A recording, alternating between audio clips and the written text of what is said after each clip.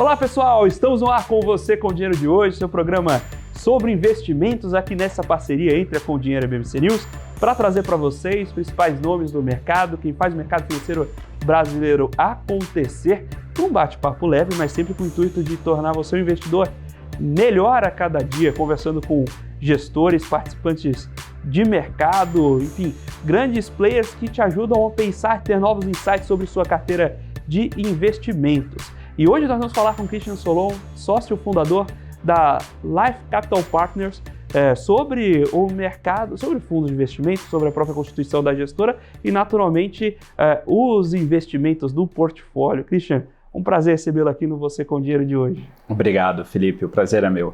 Eu queria começar, a gente estava numa pré-conversa aqui de bastidores falando um pouco sobre a bagagem um pouco diferente dos fundadores da gestora, né? Uma bagagem bastante rica, inclusive. Inclusive, a gente vai passar por ela aqui no programa, mas eu queria então começar um pouco dessa história da gestora. Conta pra gente um pouco de vocês e dos produtos que a casa tem hoje. Vamos lá, então. Para entender a filosofia da gestora, é super importante entender a história de todos os sócios, tá? Somos 4 sócios que já trabalhavam em conjunto de alguma forma pelos últimos 15 anos, né? Que se uniram em 2021 com o intuito de montar uma gestora de investimento baseado na nossa experiência nas outras empresas e nas alocações de recursos que a gente tinha feito ao longo das nossas carreiras. Provavelmente um dos mais conhecidos seria o Wilson de Lara, que foi o fundador da empresa que veio a se tornar a LL Logística. Wilson criou a Delara Brasil, que é uma empresa de logística rodoviária, que se fundiu com uma empresa de logística ferroviária da GP Investimentos, e dessa fusão foi criada a LL.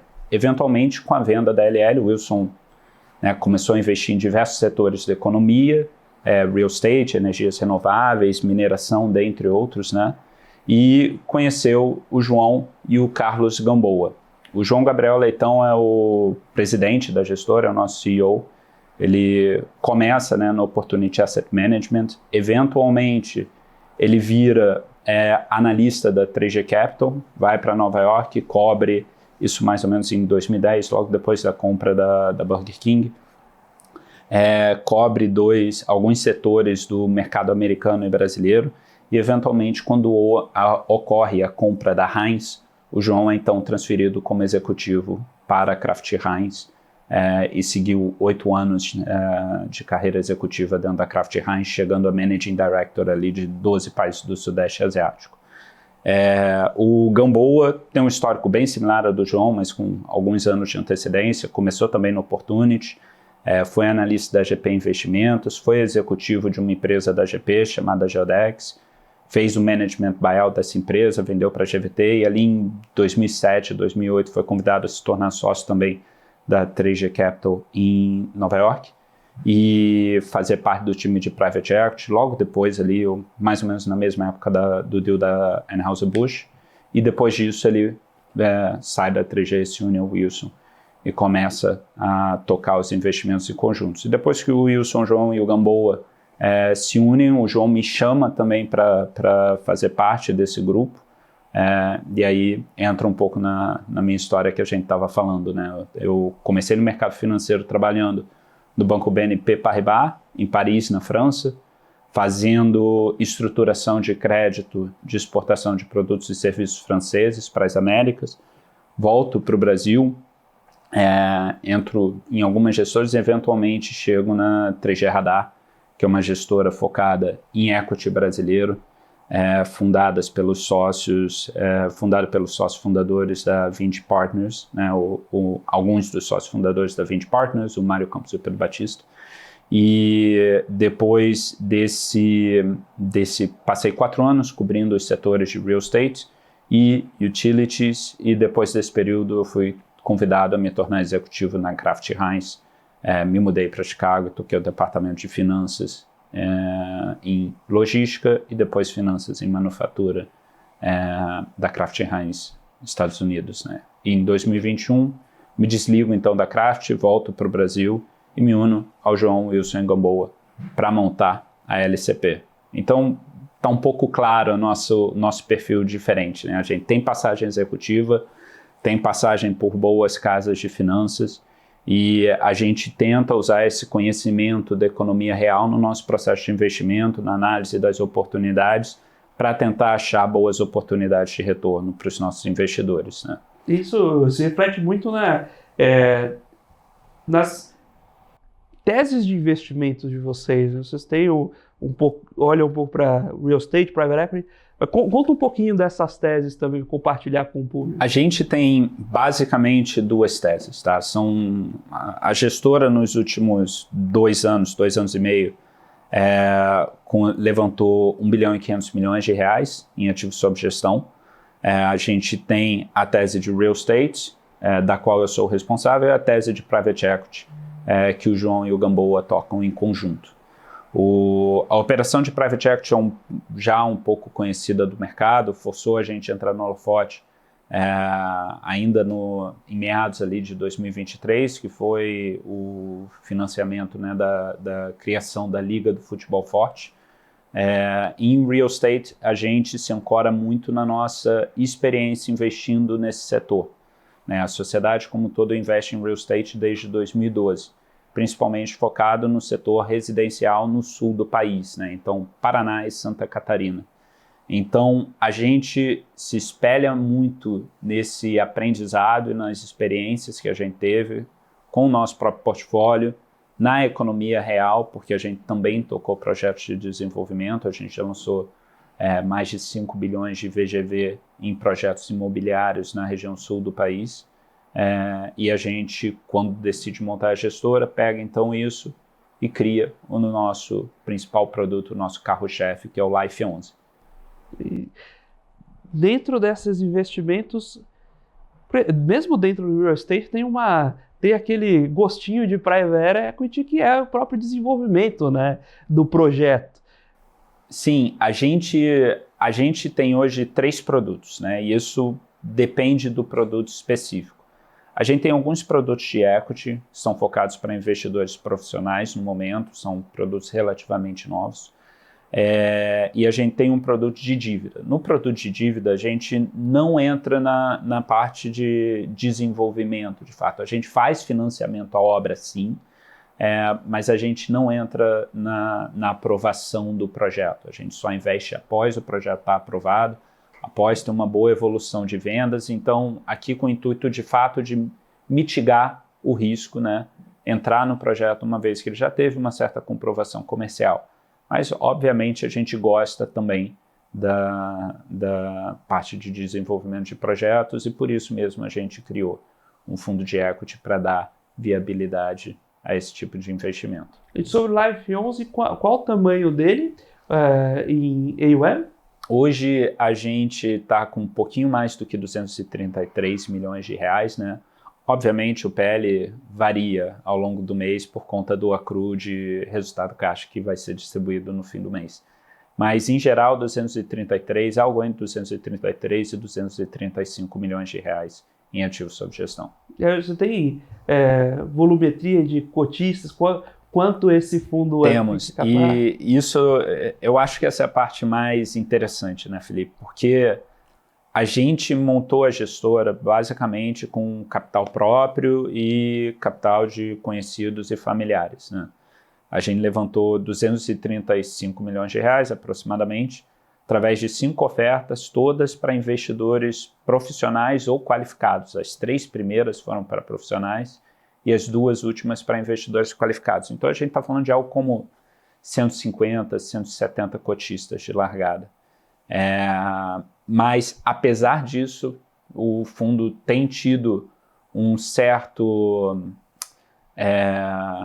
foi abraçado pelo mercado secundário, os investidores, pessoas físicas, gostaram do produto e hoje a gente já está com mais de 10 mil investidores no fundo, sem ter feito nenhuma oferta de distribuição ativa até o momento com XP, BTG, os grandes alocadores do mercado, né? Então, algo que a gente se orgulha bastante, assim, produto parece que o investidor pessoa física tem gostado bastante da nossa consistência e dos resultados que a gente tem entregado. Você tinha comentado de entrar em crédito de projetos que já estão em andamento, já estão com volume vendido interessante. Quais são outros recortes desse crédito que geralmente vocês olham? Tem mantém essa visão geográfica de determinadas regiões? Se vocês olham prazos mais longos, mais curtos, o que vocês estão olhando em termos de segmento de crédito dentro do Life 11? Vamos lá. A filosofia, a nossa abordagem é uma abordagem um pouco mais fundamentalista, né? Isso tem uma justificativa. Eu acho, no fim das contas, né, quando você fala de um investimento em crédito com garantia real, a sua última barreira de proteção, né, para garantir, né, tentar mitigar o risco de perda de patrimônio para o seu investidor, é o ativo real. Então é aqui onde a gente vai focar boa parte do nosso esforço. A gente quer garantir que o ativo real que está substanciando aquele investimento é um ativo bom, né? Eu não vou fazer um investimento num ativo que eu acho que não tem uma boa aderência mercadológica. Então, a gente se preocupa muito em trabalhar com os empreendedores regionais, né, perto de casa, da região que a gente conhece, por diversas razões. Primeiro, é quem, né, consegue entender a nuance do mercado em que ele está inserido, vai entender exatamente as tipologias da região que estão sendo super ou subofertadas, velocidade de escoamento, qual a adequação de produto para aquela região da cidade. Então, dessa forma, você acaba mitigando o risco da operação, trabalhando com um especialista. E também a gente está fora do eixo Rio-São Paulo, né? Então, os empreendedores têm uma maior dificuldade também de acesso ao mercado financeiro tradicional, que significa que, por eu ter menos competição na alocação de recursos, eu consigo ter um pouco mais de retorno para um projeto de risco similar aos que são lançados aqui em São Paulo e Rio de Janeiro, né? Então, essa parte do foco regional para a gente é bem importante. A gente lançou a gestora em Curitiba, né? Eu, João e o Gamboa somos cariocas e, apesar disso, a gente decidiu lançar a gestora em Curitiba para melhor conseguir originar e melhor conseguir trabalhar com os desenvolvedores locais e achar as boas oportunidades com escassez de capital para tentar gerar um retorno interessante para os nossos investidores. Então, filho, vocês olham o projeto, vocês estão comprando dívida, mas vocês olham de certa forma como equity, afinal de contas é aquele equity que é a garantia da dívida. Exato. Então vocês vão olhar aquele business como negócio também, não só lógico, análise de balanço a gente faz para crédito ou para equity, mas Exato. De fato para entender se tem valor ali, para numa eventual default, uma chamada de garantia, vocês já conhecem o projeto e como vocês vão dar vazão ali naquele ativo que vocês eventualmente receberiam. Exato, é uma filosofia de gestão de risco, né? A gente, como já falou, a gente quer entrar em projetos que já tiveram uma boa evolução de obra e de vendas, né? Que aí você mitiga o risco comercial do projeto. Eu quero projetos que eu possa tratar como project finance, né? Não uma linha de crédito para o desenvolvedor. Eu não quero depender do fluxo de caixa do desenvolvedor para pagamento de juros e PMT. O que eu quero é que o próprio projeto seja capaz de gerar fluxo de caixa para pagar os juros e as amortizações da dívida que está sendo fornecida. Então, mais uma vez, mitigando aí o risco de liquidez do desenvolvedor. E, obviamente, né, a gente faz também todas as análises do desenvolvedor, mas dessa forma a gente está colocando melhorias incrementais na filosofia de investimento, né, proteções a mais, porque no fim das contas o mercado financeiro tem uma certa aleatoriedade e você tem que se proteger sempre para o pior cenário, né? E é aqui onde a gente tenta se diferenciar em termos de composição de portfólio, gerando essas proteções adicionais para os nossos investidores. E nesse caso, geralmente são dívidas originadas por vocês? A gente origina boa parte das dívidas, né? A gente trabalha muito a nossa rede de contatos, a gente faz parte de algumas associações setoriais da região, mas a gente também trabalha com originadores. Se eles trouxerem uma operação para a gente vai olhar, obviamente. O que a gente não abre mão é de poder influenciar a estruturação da operação, tá? Ou seja, vocês não entram em secundário, geralmente Muito dificilmente. Se a gente for entrar, a gente vai alterar, vai tentar fazer uma ata, um aditivo qualquer para alterar as operações. Porque parte da nossa filosofia também de gestão, mais uma vez entrando nesse ponto de botando garantias adicionais aqui, mas parte da nossa filosofia de gestão de risco é que nem toda garantia tem o mesmo valor, né? Dando um exemplo aqui, se a gente está analisando duas operações com LTVs similares, 50%, mesmo montante financeiro, tá? Então você investe 10 milhões para 20 milhões de garantia. Para mim, as duas operações são diferentes. Se esses 20 milhões de garantia são 19 milhões de recebíveis e 1 milhão de estoque, versus 19 milhões de estoque e 1 milhão de recebível. Eu prefiro a operação que tem 19 milhões de recebíveis. Então, para critérios de enquadramento, as nossas operações exigem, elas desconsideram, na verdade, o estoque para essa conta. Para a gente liberar recurso, eu exijo que eles tenham um certo nível de LTV, que é a operação, mais uma vez, desconsiderando estoque, porque o que eu quero é que, a partir do momento que eu coloco o dinheiro numa operação, eu saiba que existe um fluxo de caixa contratado que vai garantir a amortização e o pagamento de juros dessa operação.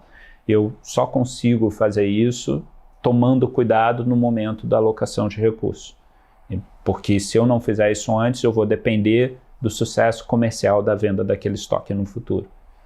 É isso que a gente... é também uma parte aqui central da nossa filosofia. Quando você comentou sobre a entrada já no projeto encaminhado, com parte da venda já realizada, uma coisa que me veio muito à cabeça foi justamente você comprar secundário daquele primeiro financiador do projeto. Mas aí depois você foi trazer esses pontos da garantia, foi percebendo que tem um pilar da própria, de você originar aquele crédito já com as características que lhe convém, né? Porque quando o projeto está começando, naturalmente você não tem o recebível ainda. Então provavelmente ele não entrou nas garantias. Então, a não ser que você crie, ou você cria o crédito depois, ou justamente você entra com uma nova ata já considerando aqueles recebíveis como estabelecidos. Mas para o incorporador, o desenvolvedor, muitas vezes, ele entra no projeto e, para ele gostaria de já ter os seus fluxos de caixa demandado estabelecidos para o projeto. Uhum. Então, no mundo ideal, do lado de quem está incorporando, ele gostaria de fazer todo o crédito no começo. A gente acaba achando um meio termo, né? Eu gosto, para incorporação especificamente, eu gosto que tenha um bom nível de evolução de obra antes da entrada, porque aí a gente consegue enquadrar muito bem essa operação sem ter que fazer uma venda acelerada de estoque, né? E aí o desenvolvedor ainda tem lá o seu ganho da apreciação do VGV com a evolução da obra. Mas sim, é bastante desafiador para o incorporador vertical e horizontal, mas também quando a gente fala aqui de loteamentos, por exemplo, que é também um tipo de ativo que a gente explora e a gente gosta bastante, é muito mais fácil, porque a margem do loteamento é muito maior. E você consegue evoluir com venda, ainda ficar com uma boa parte do seu projeto para ter essa apreciação de VGV com a evolução de obra, e a gente já tem uma carteira de recebíveis suficiente para conseguir cobrir toda a necessidade de recursos para a evolução da obra do projeto. E aí isso trouxe um ponto que eu ia justamente puxar, qual é a cara dessa contraparte? Quais são os projetos que vocês olham? Vocês estão olhando mais dentro dessa dívida? Tem uma predileção por residencial, comercial, loteamento? Como é o perfil do projeto que está saindo do outro lado para essa dívida? Principalmente não, é somente ativos residenciais. Só residencial? A gente é basicamente ativos residenciais. A gente tem algumas operações que são lastreadas em outros tipos de ativos, mas são operações pontes, enquanto o CRI residencial vai sair, tá? Então a essência é um ativo imobiliário residencial, de fato, que a gente procura como lastro aqui para os nossos projetos. E tem diferença no perfil? Você já comentou sobre o próprio fluxo de venda e a estruturação do projeto do loteamento, mas tem diferença no perfil de garantia e mesmo a preferência de vocês entre o ativo no final ser um loteamento ou um residencial vertical? O nosso tipo de operação se enquadra muito bem para projetos de loteamento ou para projetos de incorporação vertical que tenham evoluído um bom montante de obras, né? Vertical e horizontal também a gente enquadra vai ser mais ou menos da mesma forma o tratamento. A gente é bem agnóstico. Hoje é 50% aproximadamente, é um pouco mais que 50% o loteamento e o residual é basicamente incorporação, né? A gente acha que a nossa justificativa para o foco no residencial vem também da análise dos outros setores, né? O comercial tem sofrido bastante desde 2014 com a insurgência do e-commerce no Brasil. Lajes corporativas, gosto do produto, mas o momento é muito ruim. Desde a pandemia a gente sabe que tem uma sobreoferta em algumas regiões, né? Tudo bem que não necessariamente na Faria Lima, no Leblon, ali o metro quadrado vai ser extremamente demandado, mas quando você olha a cidade, a maior parte dos projetos, você tem um excesso de oferta de lajes corporativas e galpões logísticos de forma geral. Opinião minha, eu acho que a taxa de retorno não compensa pelo risco da operação. Então a gente acabou focando no residencial porque a gente sabe que tem uma demanda reprimida e essa demanda não é apartamento no Itaim Bibi, essa demanda é classe CDE tentando montar a sua casa e o loteamento é uma forma muito interessante de se fazer isso. Você compra o lote, as parcelas são pequenas e vai construindo a casa com o passar do tempo, na sua velocidade, no que o seu bolso permite, né? Então a gente acha que se eu estou focando no loteamento por conta da tese de demanda reprimida, por conta da tese de crescimento populacional, da população economicamente ativa, que deve estagnar ali em 2040, 2050, ou seja, a gente sabe que tem uma demanda que vai continuar, aí faz todo sentido, né? Eu tenho olhar esse tipo de produto, porque é o insumo principal da cadeia. Isso comentou sobre a importância da concentração nessas regiões no sul do Brasil, inclusive a própria gestora se sediando em Curitiba, né? O que vocês enxergam, o que você puder compartilhar da visão de vocês, das características dessa região que subsidiam essa tese de vocês? Existem, vamos lá, do ponto de vista financeiro, a gente sabe que é uma realidade que é mais difícil conseguir financiamento no sul do país do que Rio de Janeiro, São Paulo. São Paulo, obviamente, muito mais que Rio de Janeiro, mas Rio de Janeiro ainda tem um certo acesso. Então, por conta disso, mais uma vez, a gente consegue achar boas oportunidades. O risco inerente é muito similar à região metropolitana de São Paulo. Tem exposição à indústria, tem exposição à agro, você tem polos de crescimento nos estados do sul, né? Paraná, Santa Catarina, mesmo no Rio Grande do Sul, você tem alguns polos de crescimento muito interessantes. E você consegue financiar uma operação com um risco similar, mas com uma taxa 250 bips mais alto. Então existe uma justificativa financeira, mas obviamente também tem uma justificativa o que eu posso dizer, da gente estar numa área ainda com pouquíssimos competidores, são poucos os fundos que exploram aquela região. Então obviamente é mais fácil de se diferenciar dessa forma. Hoje, até onde eu sei, a gente é o único fundo que tem mais de 50% da carteira focado na região sul do país. E do ponto de vista cultural, a gente gosta bastante da cultura, a gente gosta bastante da segurança jurídica da região. Então, como investimento, uma região interessante para se alocar recursos. E eu diria que é isso. Esses são os pontos principais aqui que eu diria. Mas a cultura empreendedora dos estados do Sul também é bem interessante. Os desenvolvedores, os empreendedores das capitais, também de Joinville, Londrina, Maringá, Ponta Grossa, de todas as grandes cidades dos estados, é bem interessante. É um pessoal muito bom de se trabalhar, que a gente gosta bastante de poder financiar e ajudar eles a tocar os projetos que eles têm. Tem crédito, você tem um relacionamento muito particular com o empreendedor, né? Claro. Você tem essa proximidade, quase a sociedade, né, da operação. Então, ter uma cultura que case do outro lado ajuda muito, né? A realidade é que o crédito imobiliário, né, principalmente em corporação, é quase uma sociedade na operação. Exatamente como você falou. Porque se a operação não vai para frente, você tem um problema grande nas suas mãos, né?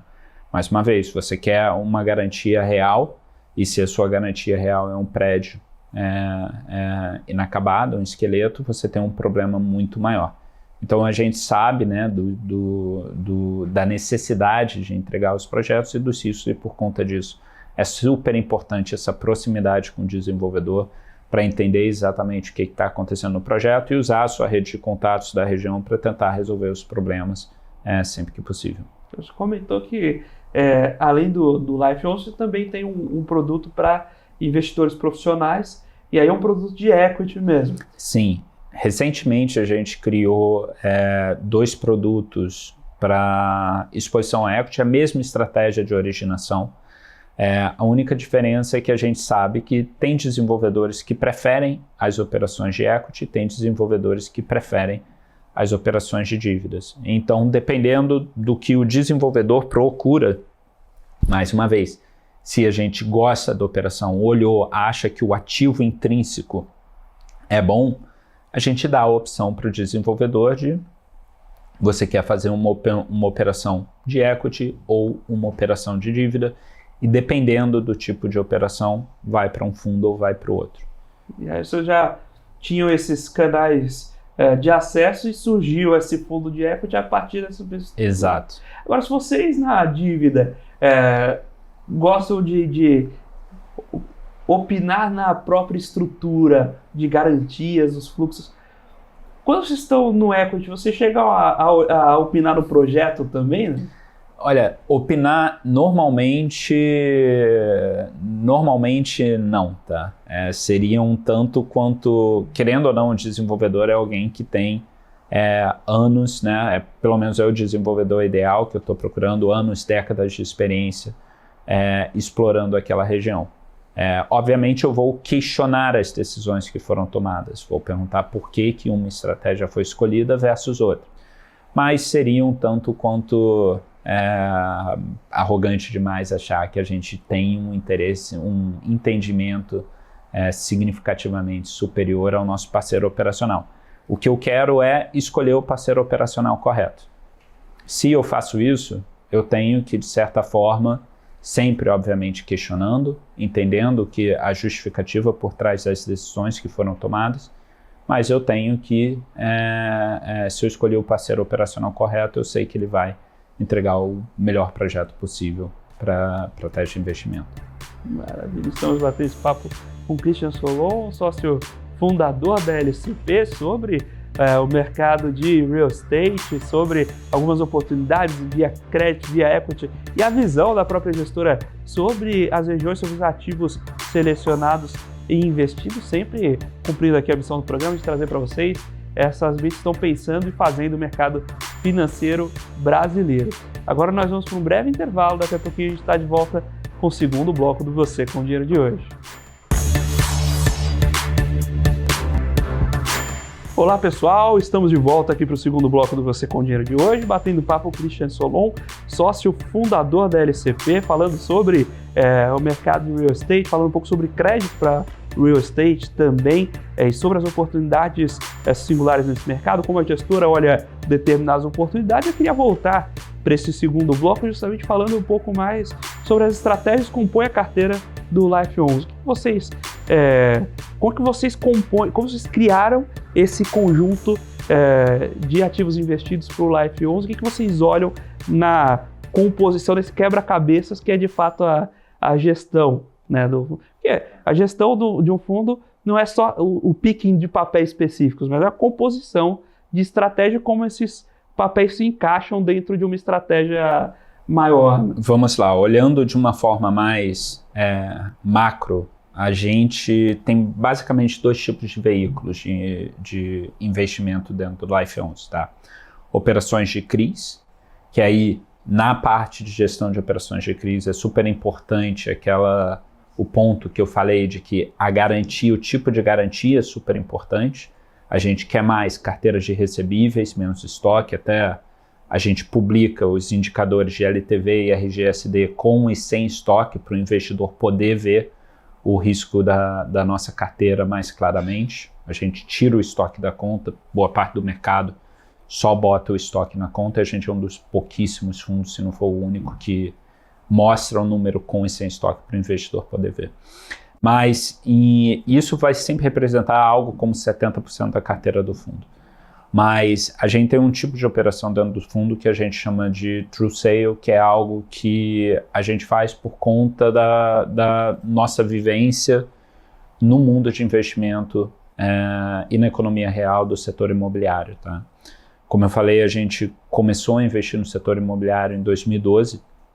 Em 2016 a gente criou uma desenvolvedora, né, dos sócios, né, que mostrou para a gente que a gente conseguia ter um retorno maior do que alguns outros operadores com quem a gente investia. Então, 4 anos investindo de forma passiva com operadores do mercado que a gente conhecia, bons operadores, com excelente retorno, mas depois que a gente começou a testar algumas teses nossas, a gente conseguiu perceber que existia a possibilidade de gerar um retorno adicional. E aqui, né, isso vem principalmente da carteira de recebíveis que os projetos imobiliários geram, tá? Então, voltando agora um pouco para o fundo e falando um pouco da operação de true sale. Essa operação de true sale nada mais é do que a compra de carteiras de recebíveis que a gente considera mal geridas para colocar para dentro do fundo, melhorar a rentabilidade delas e aí sim conseguir gerar um retorno adicional para os nossos investidores, né? E a gente faz isso com um sistema de cobrança mais ativo, com distrato estratégico quando fizer sentido, né? Se o preço por metro quadrado subiu bastante e a demanda da região está alta, pode fazer um sentido de distratar. E se a demanda da região está baixa, talvez faça mais sentido continuar na cobrança e manter aquele ativo vendido, né? Então, a gente olha contrato a contrato dos projetos que a gente coloca para dentro da carteira e toma decisões com o objetivo de aumentar a yield desse tipo de carteira para o nosso fundo, né? Então, dando um exemplo aqui, tem uma carteira que entrou no fundo ali em novembro de 22 por R$22.800.000. E essa carteira gerava um excelente fluxo pro fundo, por consequência, pelo ponto de entrada, mas a gente conseguiu aumentar esse fluxo significativamente só fazendo esse distrato estratégico, aumentando a velocidade de venda, fazendo um relançamento do produto, renegociando alguns contratos e botando uma cobrança bem ativa para conseguir gerar um retorno adicional, e hoje essa carteira está gerando um yield acima de 2%, considerando o valuation original que a gente tinha quando ela entrou no fundo, tá? E vocês vendem essas carteiras também depois da reestruturação? Não, a ideia é ficar com o fluxo dela. Exato. A gente está montando uma carteira de recebíveis, né, com uma boa taxa de retorno, e a gente vai segurar até o vencimento. A gente quer o yield. O Life 11 é um produto de yield, um produto de dividendo recorrente com risco bem controlado. Então, a gente quer manter esse nível, quero montar essas carteiras, porque aí eu sei que se tudo der certo com o nosso país, o CDI em termos reais deveria cair, as oportunidades deveriam ter uma redução de taxa de retorno, e a gente está montando uma carteira com uma excelente taxa de retorno e a gente vai segurar elas até o vencimento, se tudo der certo com o nosso país, que é uma... Quando você comentou de ter feito algumas emissões, você teve a primeira, foi com capital próprio, quantas outras emissões vieram desde então? A gente fez 4 emissões adicionais, 2 emissões para investidores profissionais, depois dessa, então a primeira, a segunda e a terceira foram para investidores profissionais. Tivemos 2 emissões em 2023 para investidores qualificados. Mas, em geral, eram emissões passivas, né? A gente que levantava dinheiro ou com o mercado secundário, né? A gente sempre dá o direito de preferência para o investidor do fundo, a gente acredita que é a forma correta de se fazer gestão de recursos, mas a gente levantava o recurso com investidores do mercado, mais uma vez, Family and Friends, né? Seja Curitiba, Rio de Janeiro, São Paulo, principalmente, para alocar recursos nas teses de investimento que a gente gosta, sempre tentando ter teses, operações que gerem um acréscimo do retorno médio do portfólio que a gente está lançando. E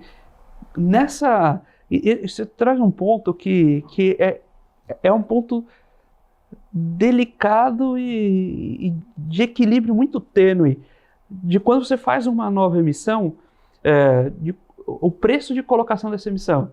E se você faz ela acima do preço das cotas atuais, ela fica difícil de colocar, fica assimétrica. Se você coloca ela muito abaixo e o atual cotista, por qualquer motivo, não tem liquidez para acompanhar, você acaba prejudicando o preço médio desse cotista.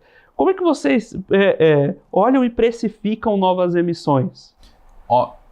A realidade até o momento foi diferente do que provavelmente seria numa oferta para investidores em geral, né? Como a gente sempre fez investimentos com investidores, como a gente sempre levantou capital com investidores profissionais e qualificados, a gente adequa e conversa, né, com os investidores para tentar achar a melhor forma.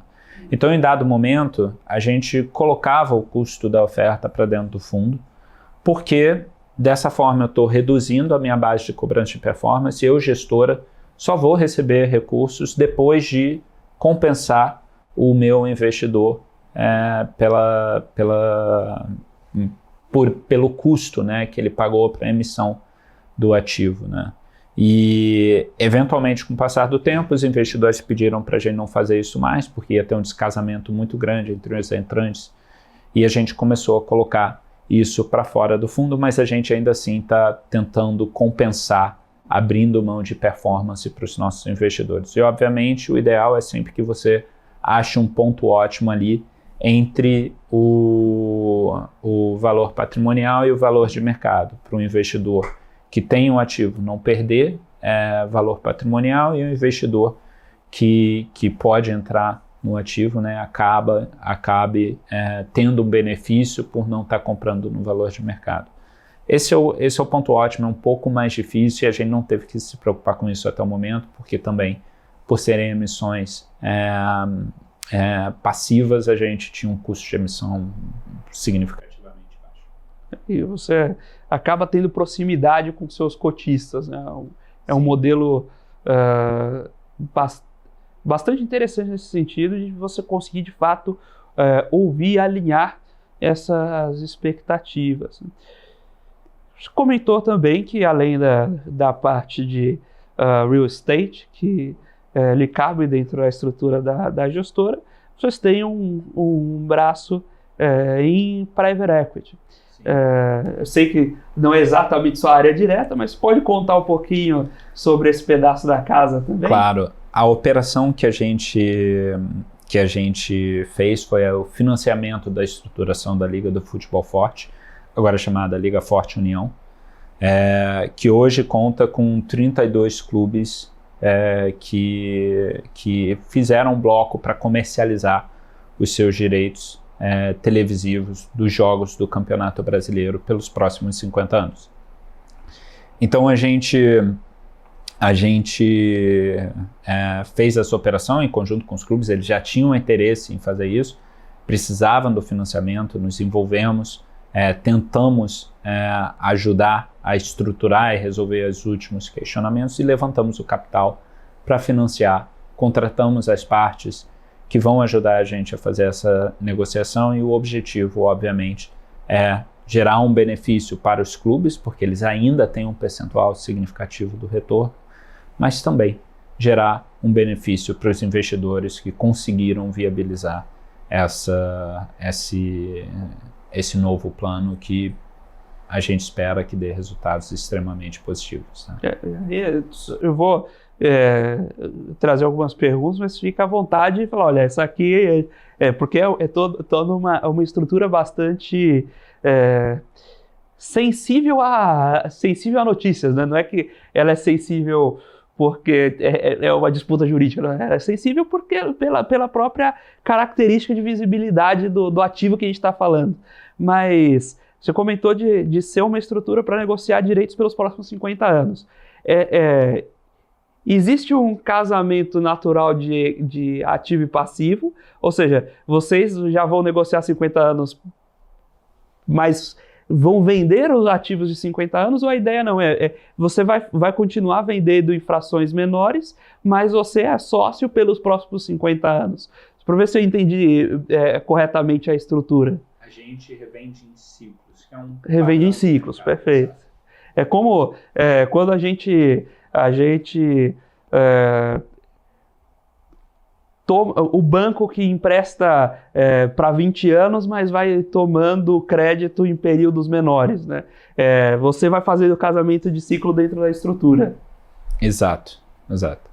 A gente, obviamente, tem diversas coisas que vão mudar, mas num primeiro momento a gente está se espelhando muito em como o mercado funcionava. E ele sempre negociou de ciclo em ciclo. Você tem mudanças no mercado, né? Recentemente a gente viu o crescimento, né, e a entrada de plataformas de streaming, né, interessadas em esporte ao vivo. Então, obviamente, se os clubes vendem o direito por 30 anos, eles perdem a oportunidade de se capitalizar nessas mudanças. Então, esses ciclos menores é a forma ideal de executar esse tipo de atividade. E aí, isso me lembra de novo de Project Finance, né? Por que concessões duram 30 anos? Né? Porque o Estado vai continuar existindo daqui a 30 anos. E qualquer modelo de valuation que você faz, especialmente no Brasil, com taxa de juros recorrentemente de 2 dígitos, quando você modela os fluxos futuros, o valor de 30 anos para frente é quase nulo. Então faz muito sentido você pedir esse direito de volta, né? E aí a mesma coisa, você poderia vender em perpetuidade? Provavelmente sim, mas você provavelmente teria um fluxo que ele não existe mais 30 anos para frente. Então é melhor você forjar ciclos em que você continue se capitalizando lá na frente e se adapte às mudanças de mercado e ao próprio ciclo dos interessados de maneira mais eficiente, né, do que, sei lá, perder de vista literalmente, né? Você de fato não vê no seu modelo tanto tempo para frente, especialmente a depender da taxa de desconto. Exato, você está 100% certo. Tem uma similaridade, sim. Maravilha. Christian, então eu queria que você também aproveitar aqui sua participação para ouvir um pouquinho sobre o que vocês têm de perspectiva de futuros, né? Para onde vocês estão olhando. Naturalmente o Life 11 continua aí no mercado, mas se vocês têm visão de olhar outros mercados, como vocês têm pensado aí próximos passos da LCP e, naturalmente, o que a gente poderia, do ponto de vista aqui, me colocando na cadeira de possível cotista, né, que a gente pode esperar da gestora? Bom, num primeiro momento, a gente não tem interesse em expandir a operação de Private Equity nem a operação de Real Estate. A gente está com um excelente time, a gente está com teses que a gente acredita que são vencedoras, produtos complementares que foram lançados recentemente.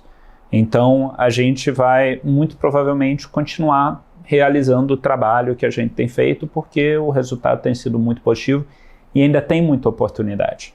Então, a gente provavelmente vai simplesmente continuar focando nas operações, entregar os projetos que a gente ainda está em fase de obra e precisa entregar e continuar fazendo a gestão da carteira de recebíveis quando for o caso, porque se você não tomar conta, foge de controle, obviamente.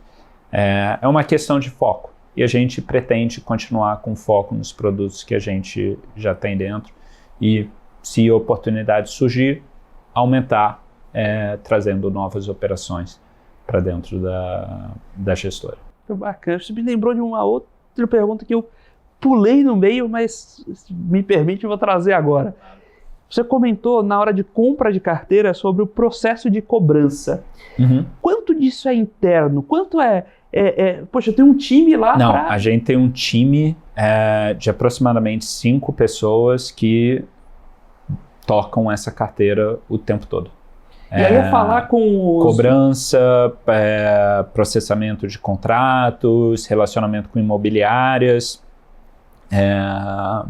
cobrança ativa e reativa, né?